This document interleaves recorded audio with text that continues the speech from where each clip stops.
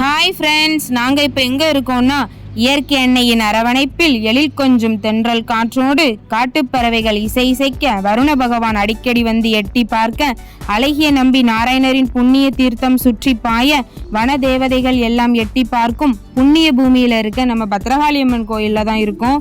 இங்கே இறைவனின் திருவருளால் மகா கும்பாபிஷேகம் சிறப்பாக நடந்து முடிஞ்சிருக்கு.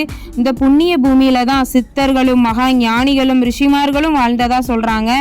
இந்த பொத்தையில தான் ஔவையார் தவம் இருந்ததாகவும் அதனால தான் இந்த பொத்தைக்கு ஔவையார் பொத்தை என்று பெயர் வந்ததாகவும் சொல்றாங்க. நம்முடைய பத்ரகாளி அம்மன் ஆலயத்தில் ஸ்ரீ பத்ரகாளி அம்மன், ஸ்ரீமன் நாராயண சுவாமி, ஸ்ரீ பரஜோதி லிங்கேஸ்வரர் மூல தெய்வங்களாகவும், மலையாள கோட்டை கருப்பசாமி, தென்னாட்டு சுடலைமாட சுவாமி, வேதாளம் மற்றும் பைரவர் கோட்டை காவலாகவும், பிள்ளையார் மற்றும் நாகக்கண்ணி, நாகராஜா, ராகுகேது, நந்தி பகவான் அழகாக கோட்டைக்குள்ளும் இருக்காங்க. இங்கே ஞாயிற்றுக்கிழமை தோறும் மதியம் 2 மணியிலிருந்து ஆணி சிம்மாசனத்தில் அமர்ந்திருந்து அருள்வாக்கு சொல்றாங்க. இந்த கோயிலுக்கு எப்படி வரணும்னு யோசிக்கிறீங்களா? நம்ம வள்ளியூர்ல இருந்து 10 கிலோமீட்டர் தூரத்துல, அதாவது பனகுடியிலிருந்து குற்றாலம் செல்லும் தேசிய நெடுஞ்சாலையில வந்தா மலடிபுதூர் ஊர் வரும். அந்த மலடிபுதூர் சந்திப்புல இருந்து இடது பக்கமா போனா ஒரே பாதை தான். ஒரு 1.5 கிலோமீட்டர் தூரத்துல நம்ம ஔவையார் பொத்தைக்கிட்ட போயிடலாம்.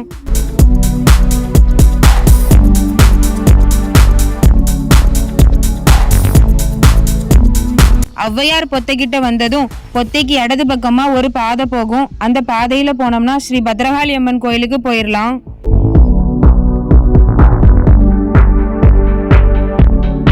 இதே பொத்தைக்கு பக்கத்துல இருக்க அந்த தார் ரோட்ல போனோம்னா கொஞ்ச நேரத்துல நம்ம அழகிய நம்பி நாராயணரின் புண்ணிய தீர்த்தம் பாயிர நெல்லித்தோப்புக்கு போயிடலாம். நம்முடைய ஸ்ரீ பத்ரகாளி அம்மன் கோயில்ல வருகிற புரட்டாசி கடைசி வெள்ளி, அதாவது அக்டோபர் 16, 17, 18 கொடைவிழா மிக பிரம்மாண்டமா நடக்க போகுது. பொதுமக்கள் எல்லாரும் கலந்துக்கிடலாம்.